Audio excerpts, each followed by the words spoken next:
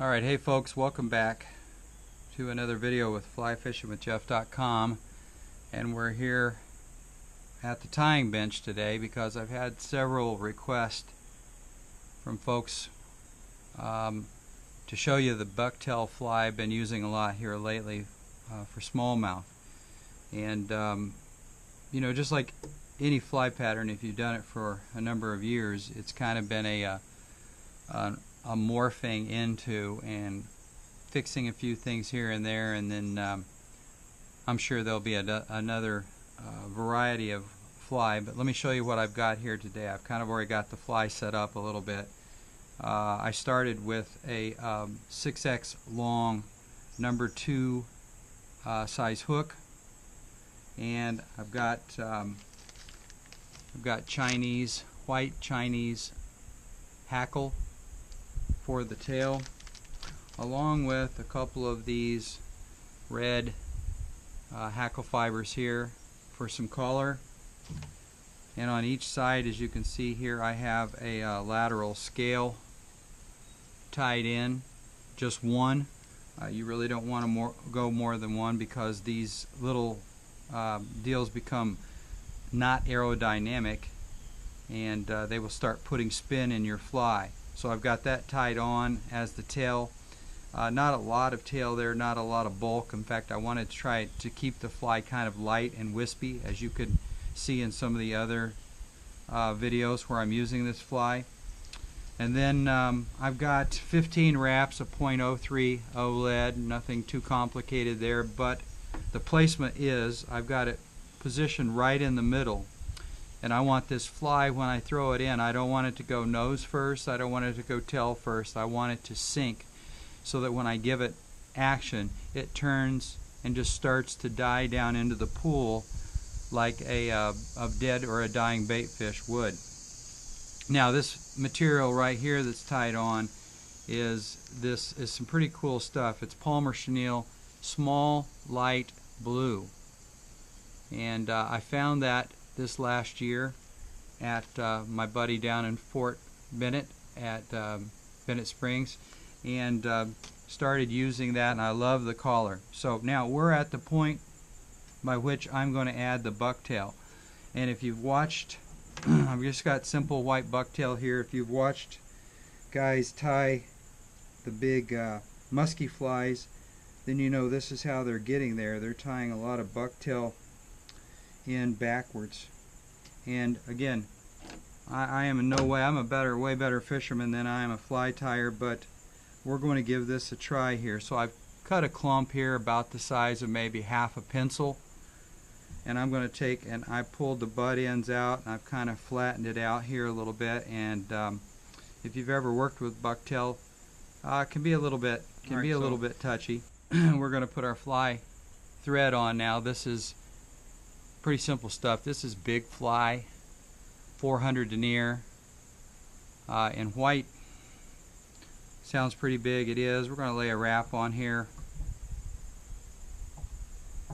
and clip off our excess, and we're going to come in now with our bucktail. And again, we're tying this backwards. Got the butt in. I'm not too worried about the extra pieces right here, and we're going to tie it in forward, and 2 wraps. And here's the part where you have to kind of take your time and learn how to manipulate that all the way around. Alright, so we want the bucktail to go all the way around, and having a rotational vise is kind of a handy thing to do. Put one more wrap on it there. Now it'll start to splay out just a little bit, and we're going to take, I just use my fingers, and we're going to take and pull that backwards. Okay, and again, I don't like that it's not wrapping all the way around the hook right now, so we're going to give that a little bit more, where we're going to move that around. We want that to be full coverage, 360 degrees, so to speak.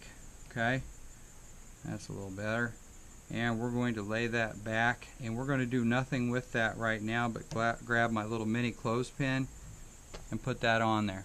So that's our first layer. Now we're going to continue to layer this forward We don't want a ton of bulk here, because the more bucktail you get, the more buoyant it's going to be. And while there's a time and a place for a buoyant fly, then there's also seems like the time and a place for a fly that will get down and sink a little bit. And that's why I usually fish this, sometimes with a floating line, but often underneath a sink tip, type 1 sink tip. So again, I'm going to come back forward right in front again, make a couple of loops, 1, 2 turns. Okay, now we're going to start to work that around with our fingers, because we want that to be all the way around. We want that good 360-degree cover. One more loop with my thread. Okay, and now we're going to take this batch and we're going to turn it, push it backwards, back to the other. And this is where, I'll be honest, it gets a little bit tricky. If you haven't done a lot of this, it's going to take a little bit of time. If you have done this, then you're probably thinking, well, it's not that difficult. But we're going to lay that back, and we've got these little fibers underneath that usually are the cantankerous ones. Okay, so we're going to make one more pass. We're going to come up front, and again, I'm not getting a whole lot of bucktail here in one turn, and I'll show you what I'm going to do here in just a second. I want to make sure that when I'm done with this, it has nice and full coverage, meaning it looks like it's 360 degrees or so all the way around. Alright, so one more time we're going to come in up to the front, and we're going to put one wrap around, another wrap around. Okay, and we're going to start to work that around, pull a little bit tighter, and we're going to take off our clothespin, and we're going to push it back. Well, we got to get a little of that bulk out of the way there, and we're going to push it back now, and that's starting to look pretty good now. So now we're going to pull it back one more time, put our clothespin on it right here, and we're going to go ahead and finish the head off here. A couple of turns, we're going to whip finish. However you want to whip finish is fine. We're going to lay it in there, clip that baby close, and now here comes the part. We're going to use what's called, it is Tulip glitter. Tulip is the brand. Dimensional fabric paint. Okay, and this is diamond. I'm going to let you take a good look at that right there. And we're going to come back in, release our clothespin for right now. Okay, and if you can see, this guy's kind of got a bad hairdo all the way around, and that's what we want. We want coverage all the way around here.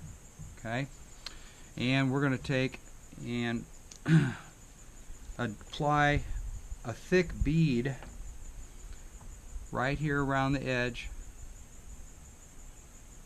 all the way back. So we're just working that into it like it's got a bad haircut, bad do.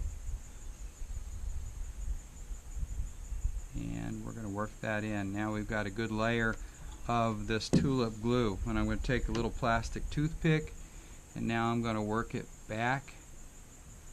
And all I'm doing is combing backwards and bringing that glue all the way back through all these bucktail fibers. It still looks like it's out of control. That's okay. We're going to kind of bring it together here in just a minute. So I want those fibers to be filled with the glue. Okay. We're going to set that aside.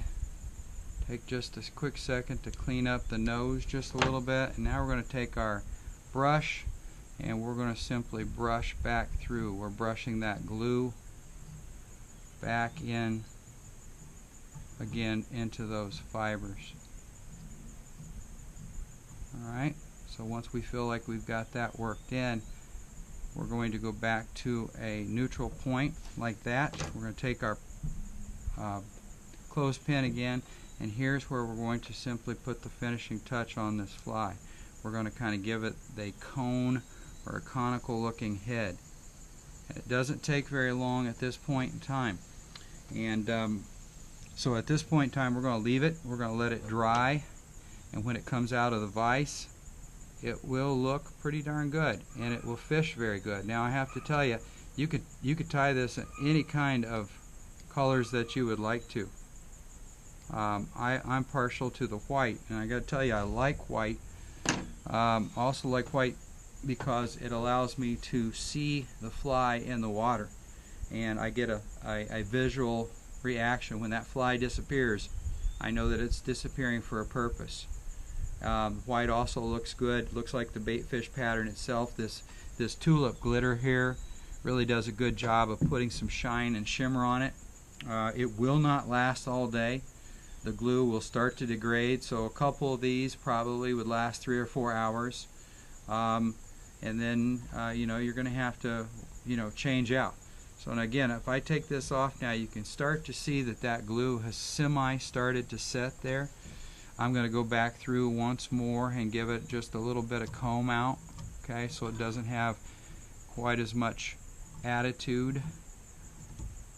And however long you leave the clothespin on, you can tell that it's going to probably affect how tight that hairdo, so to speak, is on this bucktail. And that's the part where I think it's kind of fun to play around. But as you can see, this has got a conical, a cone shape to it, and it will really do a good job of pushing water. What I find is that it pushes water up front, but this back part is very wispy and light and flows. And so that's really the fly right there. It isn't too technical as far as anything except for the bucktail. You could now put eyes on, you could paint eyes on, you could put some gill markings on there, you could do a whole bunch of things. But I wanted to show you that fly so you guys can kind of get a better idea of what it looks like.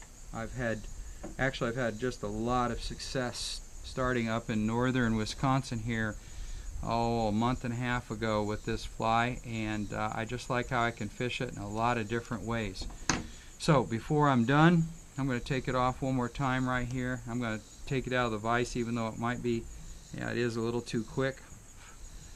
And I'm going to kind of let you see that from the front, this thing has got a kind of a bullet shape to it, and it will fish very nicely. So there you are. Give that a try, play around with it, make it your own. That's the beauty of fly fishing anyway. You know, if you like this, if you like the video, give it a like. If you don't, you know, come up with a better fly yourself, and I'll sure be glad to watch it. Thanks a lot, guys.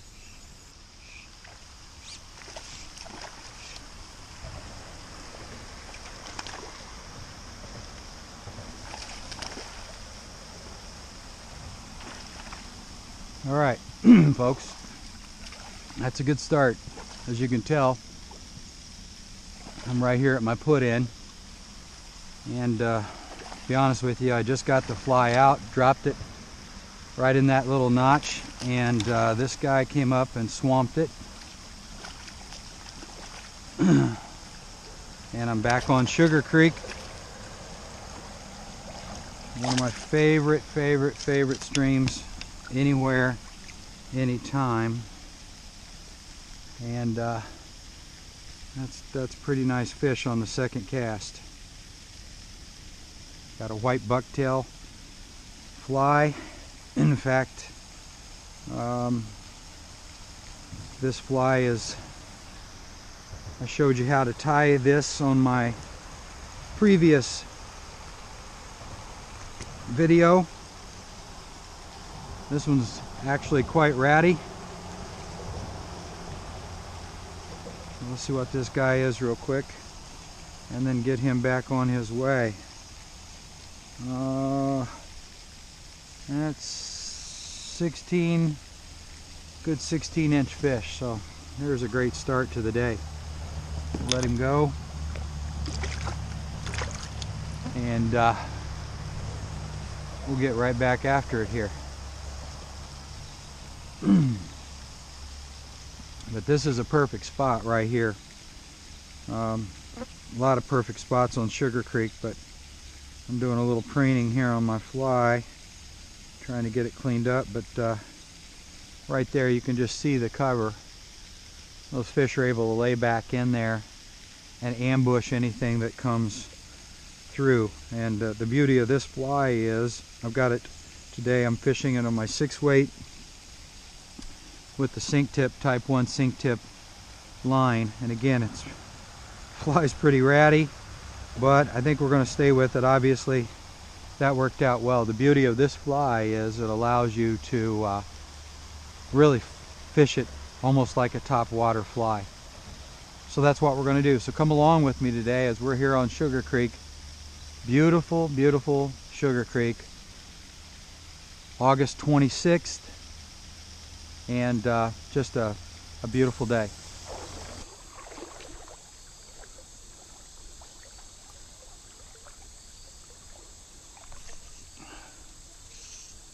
All right.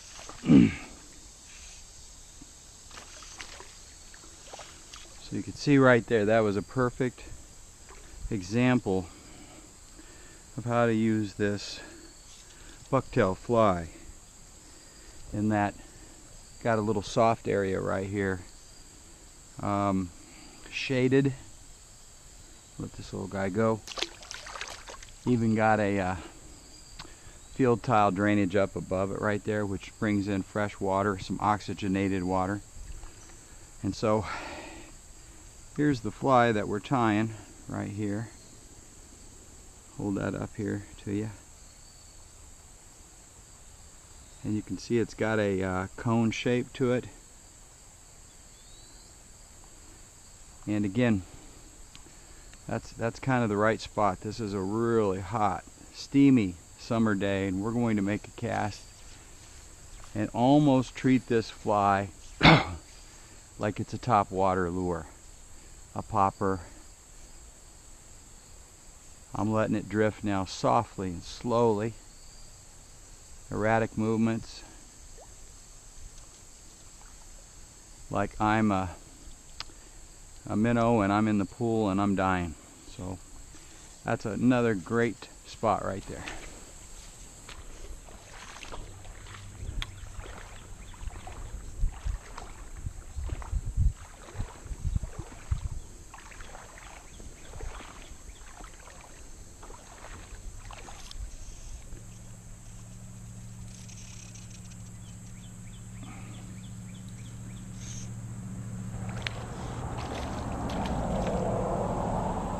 Alright, so there's another good example of casting that fly, this bucktail fly, back up and then letting it literally do its own thing down through that pool. And this fly, this fish came right in from behind it there and sucked it in.